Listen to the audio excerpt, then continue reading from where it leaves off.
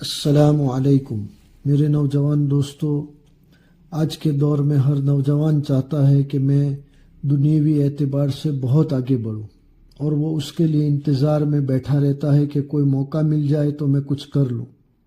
دوستو، حقیقت یہ ہے کہ ہمیں موقع کی تلاش تو کرنا ہی ہے، لیکن اپنی طرف سے پوری کوشش شروع کر دینی ہے۔ حکمت کی کتابوں میں لکھا ہے کہ ایک پیاسا تھا، وہ ایک نہر کے کنارے پہنچا۔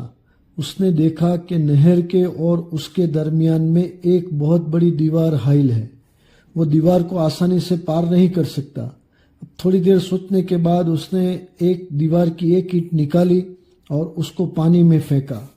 پھر اس کی آواز آئی تو اس آواز سے اس کو لذت بھی آئی اور اس کو مزہ بھی آیا، اور وہ سوچنے بھی لگا کہ کتنی پیاری آواز ہے۔ تھوڑی دیر بعد دوسری اینٹ نکالی، اس کو پانی میں پھینکا، اس کی آواز کو سن کر پھر سے لذت پائی۔ تھوڑی دیر بعد وہ نہر سے آواز آئی کہ بھائی کیا کر رہے ہو، تمہاری پیاس تو بجھ نہیں رہی اور تم مجھے پتھر پر پتھر مارے جا رہے ہو۔ تو اس آدمی نے کہا کہ حقیقت یہ ہے کہ جب میں تیرے اندر ایک پتھر پھینکتا ہوں اور تیرے اندر پتھر کے گرنے کی وجہ سے جو پانی کی آواز نکلتی ہے، اس سے میرے کانوں کو لذت ملتی ہے اور مجھے ایک حوصلہ ملتا ہے کہ پانی تو ہے، میں ضرور پی لوں گا۔ اور جیسے جیسے میں پتھر نکال کر تیری طرف پھینکتا جاتا ہوں تو ایک ایک اینٹ کے نکلنے کی وجہ سے دیوار آہستہ آہستہ چھوٹی ہو رہی ہے۔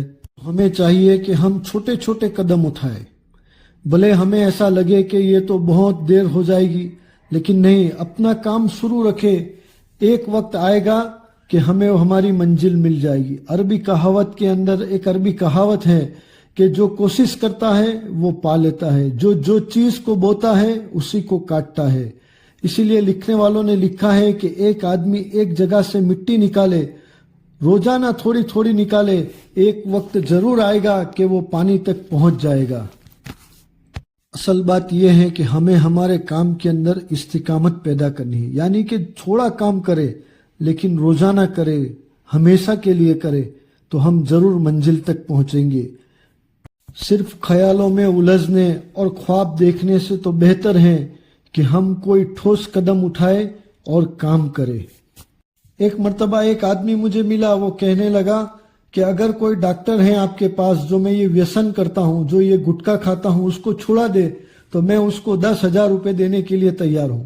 میں نے کہا کہ بھائی تھوڑے دن میں آپ کو چھوڑا سکتا ہوں۔ اس نے پوچھا کیسے؟ میں نے کہا کہ جب بھی آپ کو یہ کھانے کا من ہو تو اپنی بیوی کے سامنے ایک 5,000 کی نوٹ لے، ہمارے یہاں ملاوی میں 5,000 کی نوٹ ہوتی ہے، تو میں کہا اپنی بیوی کے سامنے 5,000 کی نوٹ لے، اس کو پھاڑ دے اور ایک پوڑی کی کھا لے، چند دنوں میں چھٹ جائے گی۔ اس نے کہا کہ بھائی میں نہیں پھاڑ سکتا۔ میں نے کہا تو پھر تو یہ ویسن بھی نہیں چھوڑ سکتا، کیونکہ بہت سی مرتبہ ہماری سوچ اور ہماری باتیں صرف خیالی ہوتی ہیں، ہم حقیقت میں وہ چیز کرنا ہی نہیں چاہتے۔ اسی طریقے سے اگر ہم کامیاب ہونا چاہتے ہیں، کسی مقصد کو پانا چاہتے ہیں، تو اس کے لیے محنت کرنی پڑے گی، ورنہ نہ چاہے تو بہانے ہزار۔